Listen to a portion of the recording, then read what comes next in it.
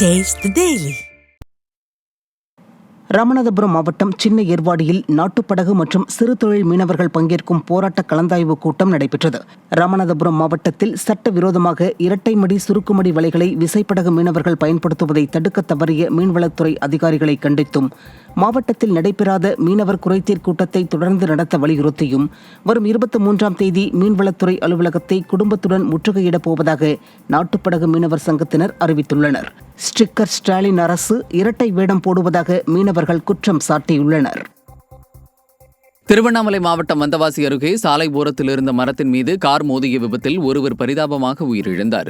மேல்மலையனூர் அருகே உள்ள பெரவலூர் கிராமத்தைச் சேர்ந்த ஜானகிராமன் என்பவர் தனது மனைவி சாந்தா மற்றும் மகன் சத்தியமூர்த்தி ஆகியோருடன் காரில் செங்கல்பட்டு நோக்கி சென்று கொண்டிருந்தனர்.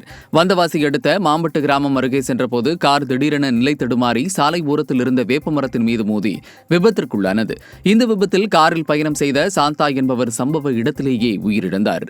மேலும் விபத்தில் காயமடைந்த 2 பேர் சிகிச்சைக்காக மருத்துவமனையில் அனுமதிக்கப்பட்டுள்ளனர்.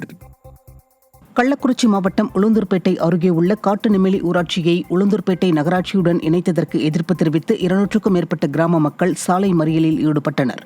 நிர்வாகத்திறனற்ற ஸ்டாலின் அரசு பாண்டூர், காட்டுநெமிலி, செங்குறிச்சி உள்ளிட்ட 7 ஊராட்சிகளை உளுந்தூர்பேட்டை நகராட்சியுடன் இணைக்க திட்டமிட்டுள்ளது. இதற்கு எதிர்ப்பு தெரிவித்து வரும் காட்டுநெமிலி கிராம மக்கள் 100 நாள் வேலை திட்டம், அரசு வீடுகள், கிராமப்புற திட்ட உதவிகள் கிடைக்காது என கோரி சாலை மறியல் போராட்டத்தில் ஈடுபட்டனர்.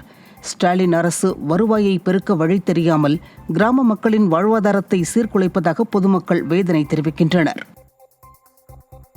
சேலத்தில் பெய்த கனமழையால் அரசு பள்ளி மதில் சுவர் இடிந்து விழுந்ததில் 4 வீடுகள் சேதமடைந்த நிலையில் அதிமுக சார்பில் ஆறுதல் தெரிவிக்கப்பட்டது. சேலம் மாநகர பகுதியில் 5 மணி நேரத்திற்கு மேலாக பெய்த கனமழையின் காரணமாக குகை மூங்கப்பாடி பகுதியில் உள்ள மாநகராட்சி மகளிர் மேல்நிலைப் பள்ளியின் மதில் சுவர் இடிந்து விழுந்தது. இதில் மதில் சுவர் அருகில் உள்ள 4 வீடுகளின் முன்பகுதி பக்கம் சேதமடைந்தன. இதனை அறிந்த அதிமுக சேலம் மாநகர மாவட்ட கழக செயலாளர் வெங்கடாச்சலம் மற்றும் சேலம் தெற்கு தொகுதி சட்டமன்ற உறுப்பினர் பாலசுப்ரமணியன் ஆகியோர் வீடுகள் இடிந்த பகுதிக்கு நேரில் சென்று பாதிக்கப்பட்டவர்களுக்கு ஆறுதல் தெரிவித்தனர். கோவை மாநகராட்சியுடன் சீராபாளையம் ஊராட்சியை இணைக்க பொதுமக்கள் எதிர்ப்பு தெரிவித்து கிராம மக்கள் ஒன்று கூடி மாவட்ட ஆட்சியர் அலுவலகத்தில் புகார் அளித்தனர். கோவை மாநகராட்சியுடன் சீராபாளையம் ஊராட்சியை இணைப்பது தொடர்பாக மக்களிடத்தில் நேரில் கருத்து கேட்டு மக்களின் விருப்பத்தின் பேரில் இந்த திட்டத்தை செயல்படுத்துமாறு அப்பகுதி மக்கள் மாவட்ட ஆட்சியரிடம் மனு அளித்தனர். ஸ்டிக்கர் ஸ்டாலின் வரி வருவாயை கருத்தில் கொண்டு கிராமங்களை நகர பகுதிகளுடன் இணைத்து வருவதாக பொதுமக்கள் குற்றம் சாட்டினர். தூத்துக்குடி மாவட்டம் விளாத்திக்குளம் அருகே கவுண்டன்பட்டியில் மனைவியை தன்னுடன் சேர்த்து வைக்க கோரி 130 அடி டவர் கம்பத்தில் ஏறி தற்கொலை மிரட்டல் விடுத்த நபரால் பரபரப்பு ஏற்பட்டது. குடும்பத் தகராறு காரணமாக மனைவி பிரிந்து சென்ற நிலையில் தனிமையில் வாடிய மகாலிங்கம் என்பவர் சோகத்தில் இருந்து வந்துள்ளார். இந்நிலையில் பிரிந்து சென்ற மனைவியை சேர்த்து வைக்க கோரி 130 அடி செல்போன் டவரில் ஏறி மகாலிங்கம் தற்கொலை மிரட்டல் விடுத்தார். தகவல் அறிந்து சென்ற போலீசார் பேச்சுவார்த்தை நடத்தி அவரை மீட்டு காவல் நிலையத்திற்கு அழைத்துச் சென்றனர். வேலூர் மாவட்டம் காட்பாடியில் ஓடும் ரயிலில் இருந்து தவறி விழுந்து இளைஞர் உயிரிழந்தார். திருவள்ளூரை சேர்ந்த அஸ்வந்த் என்ற இளைஞர் காட்பாடிக்கு ரயிலில் சென்றுள்ளார். அப்போது படியில் அமர்ந்து பயணம் செய்த அவர் எதிர்பாராத விதமாக ரயிலில் இருந்து கீழே தவறி விழுந்து உயிரிழந்துள்ளார்.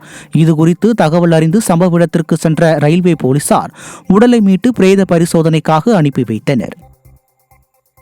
விருதுநகர் மாவட்டம் ஸ்ரீவில்லிபுத்தூர் பகுதியில் விளைநிலங்களை சேதப்படுத்தி வரும் யானைகளை வனத்திற்குள் விரட்ட வலியுறுத்தி விவசாயிகள் காத்திருப்பு போராட்டத்தில் ஈடுபட்டனர். மேற்கு தொடர்ச்சி மலை அடிவாரத்தில் அமைந்துள்ள வனப்பகுதியை ஒட்டிய விளைநிலங்களில் யானைகள் புகுந்து சேதப்படுத்தி வருவதாக விவசாயிகள் வேதனை தெரிவிக்கின்றனர். எனவே விளைநிலங்களை அழித்து வரும் யானைகளை போர்க்கால அடிப்படையில் வனத்துறையினர் தடுத்து நிறுத்த வேண்டும் என 200க்கும் மேற்பட்ட விவசாயிகள் காத்திருப்பு போராட்டத்தில் ஈடுபட்டனர். ஈரோடு மாவட்டம் அம்மாப்பேட்டையில் லஞ்சம் வாங்கிய வீடியோ வெளியானதால் காவலர் ஒருவர் தூக்கிட்டு தற்கொலை செய்து கொண்டார். செல்வகுமார் என்ற காவலர் குடிபோதையில் வாகனம் ஓட்டிய நபரிடம் பணம் கேட்டதாக வீடியோ வெளியானதை அடுத்து அவர் பணியிடை நீக்கம் செய்யப்பட்டார்.